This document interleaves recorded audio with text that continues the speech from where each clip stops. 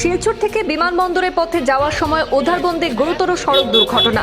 আচমকাই গাড়ি নিয়ন্ত্রণ হারিয়ে ঘটে যায় দুর্ঘটনা। উধারবন্দের শিবুর জঙ্গাল এলাকায় অল্পের জন্য প্রাণে বাঁচলেন আসাম বিশ্ববিদ্যালয়ের অধ্যাপক মোহাম্মদ বশির।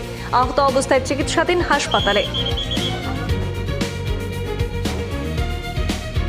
প্রত্যক্ষদর্শীদের বয়ানে জানা যায়, AS11U 822 নম্বরের একটি ডিজায়ার শিলচর থেকে বিমানবন্দরের উদ্দেশ্যে যাওয়ার পথে উধারবন্দের শিবুর জঙ্গাল সেতুর পাশে নিয়ন্ত্রণ হারিয়ে সজোরে ধাক্কা খায়। গাড়িটির গতি অত্যন্ত বেশি থাকায় ধাক্কার পর সেটি ঘুরে পুনরায় শিলচরমুখী হয়ে পড়ে। মুহূর্তের মধ্যে এলাকায় আতঙ্কের পরিবেশ তৈরি হয়। এই দুর্ঘটনার তীব্র শব্দে স্থানীয় বাসিন্দারা ঘটনাস্থলে ছুটে এসে বিষয়টি উধারবন্দ পুলিশে খবর দেন। খবর পেয়ে ঘটনাস্থলে পৌঁছান উধারবন্দ থানার সেকেন্ড অফিসার ইয়াকুব আলী।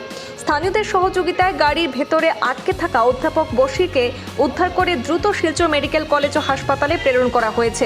হাসপাতাল সূত্রে জানা গেছে, তার অবস্থা সংকটজনক হলেও চিকিৎসা চলছে।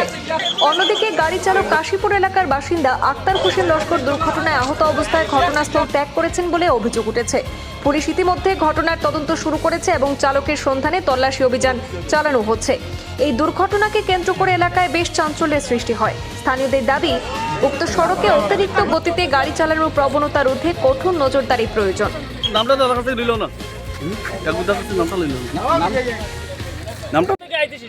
কুমিগ্রাম যাওয়ার মধ্যে এয়ারপোর্টে যাওয়ার সময় তার বাউন্ডারি ডিভাইডারও মারিয়া ফুলার রেলিংও মারিয়া আবার রিটার্ন করে আবার শিলচর দিকে হয়ে গেছে গাড়ি।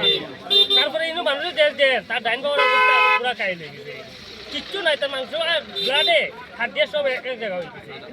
আর ড্রাইভারে আমাকে কিছু হয়েছে না, কিন্তু ওই মানুষটা কিন্তু গাড়িতে অত পুরা পড়বা মানুষটা কিন্তু আমরা জ্যাক লাগাইয়া তুলে কাটিয়া মারিয়া আমরা বহুত কিছু মানে করিয়া এরপরে আমরা মানুষের বাহরে ফুলো করে টানিয়ে ভিতরে সিট ফিট সব সম্পূর্ণ ভাঙিয়া এই অবস্থায় ফায়ার ব্রিগেড